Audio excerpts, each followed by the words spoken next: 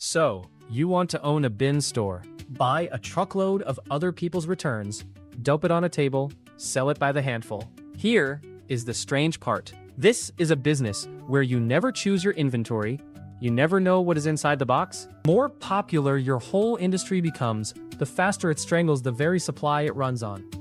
By the end of this video, you will know what a truckload of returns actually costs, how the descending price cycle really works, and why a wave of these stores that open to standing lines is already quietly closing. Start with where the goods come from, because that is the whole engine. Every time you buy something online and send it back, that item almost never goes back on the shelf. Checking it, cleaning it, repackaging it, and reselling it costs the retailer more than the item is worth.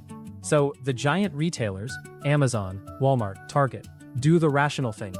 They sell the problem. They bundle returns and overstock onto pallets and sell them by the truckload for pennies on the dollar to whoever will haul them away. And the pile of that stuff is staggering. In a single recent year, Americans returned around $743 billion of merchandise.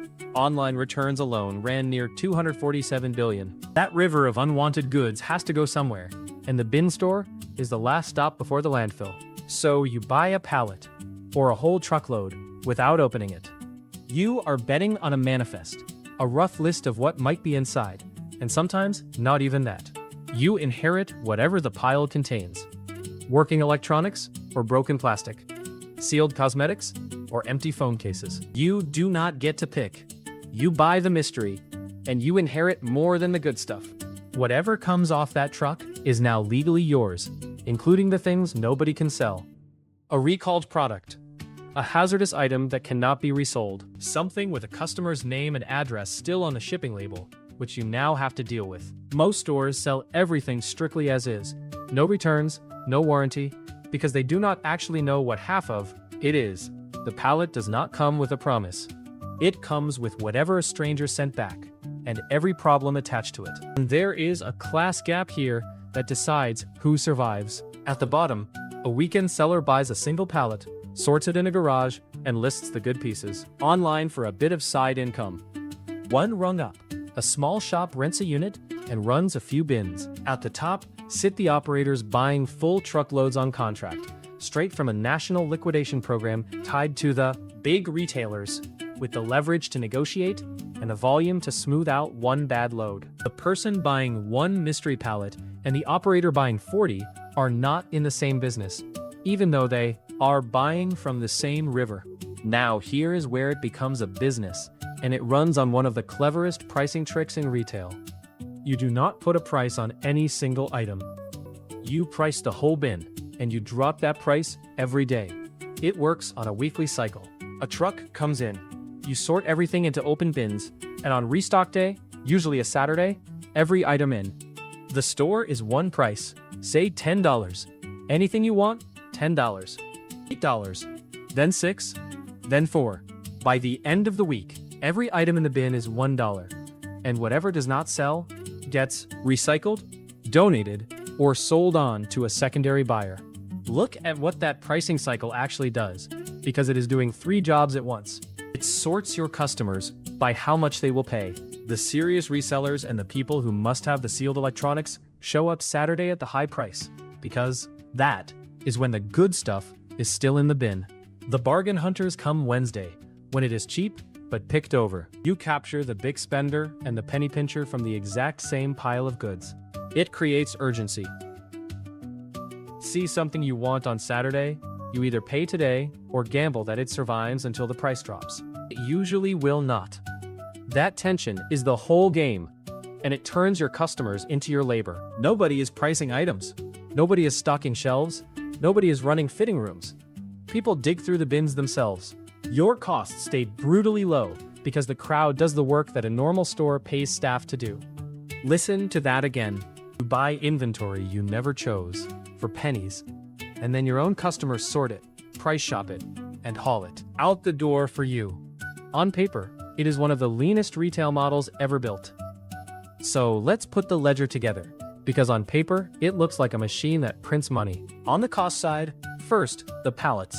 This is the whole business, and it is where stores live or die. A pallet that cost around $500 a few years ago now often runs $700 or more. And the quality inside has gotten worse, not better. Premium loads, the sealed electronics everyone actually wants, can run into the thousands. Second, the rent. You need a decent chunk of retail floor for all those bins, in a spot with real foot traffic. And rents keep climbing. Third, labor, which is your lightest cost. A few people to haul pallets, sort the bins on restock day, and run the register. That is most of it. Fourth, the dead weight. A real slice of every pallet is flat out unsellable. Broken, filthy, missing parts. You paid to ship it, you pay to store it, and then you pay again to get rid of it. That garbage is baked into every load.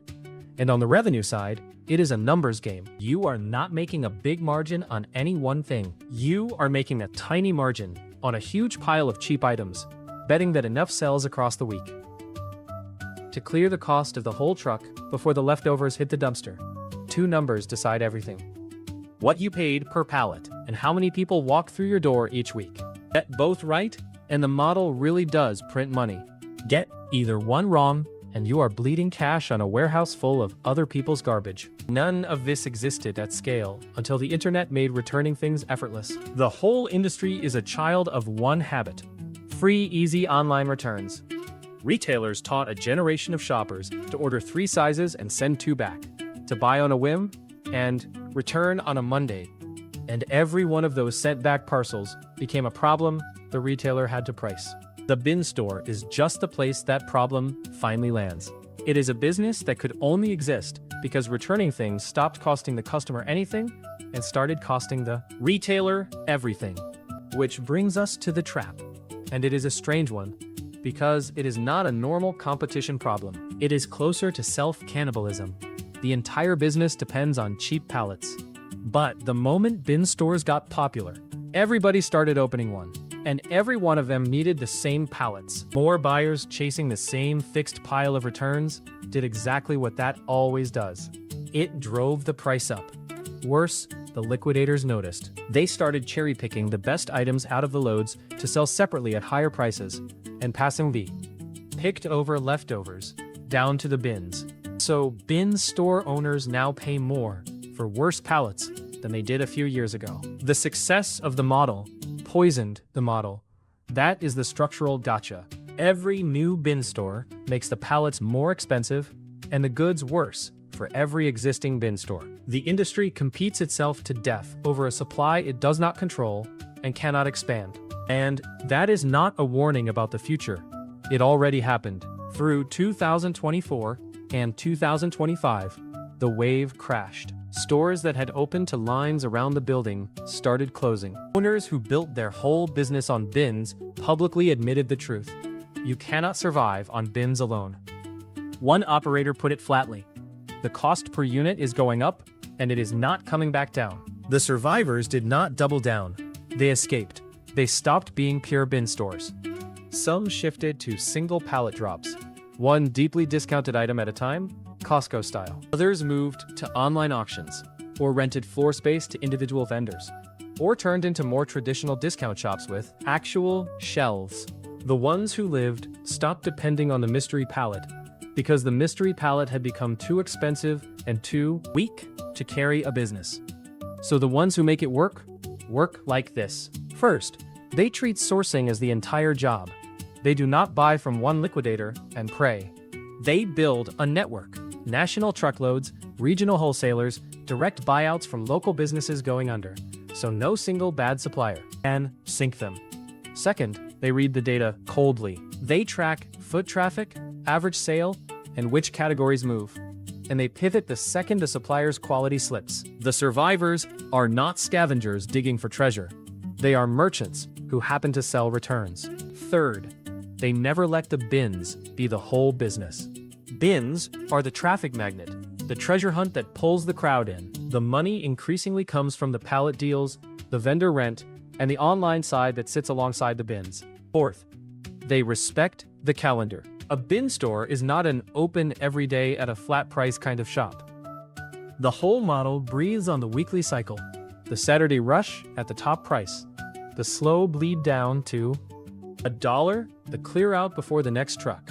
Run that rhythm well, and each load pays for itself before the next one lands. Break it. Let leftovers stack up while fresh pallets keep arriving, and you drown in inventory you already paid for. The survivors treat restock day like a product launch, not a chore. So, does this actually work? Run both years. In a good year, you locked in cheap, decent pallets through a supplier you trust.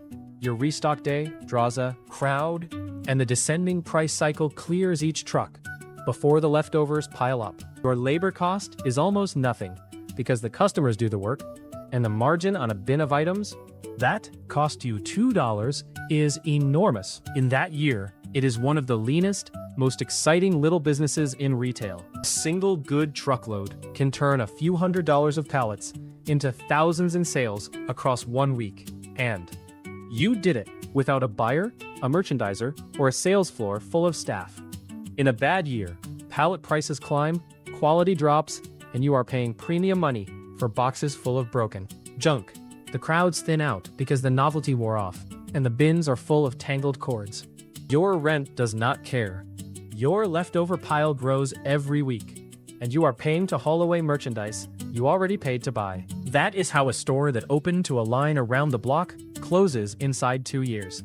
So the honest verdict: a bin store is a brilliant machine bolted to a supply it cannot control. When returns are cheap and plentiful, and the crowds are curious, it is close to magic. Tiny costs, free labor, fat margins on other people's mistakes. But it runs on a river that every new store crowds, and the more the model succeeds, the more expensive. And the weaker its own lifeblood becomes. You are not really buying a store. You are buying a seat at the end of a river of other people's regret, and betting that the river stays cheap, and that not too many other people pull up a chair beside you.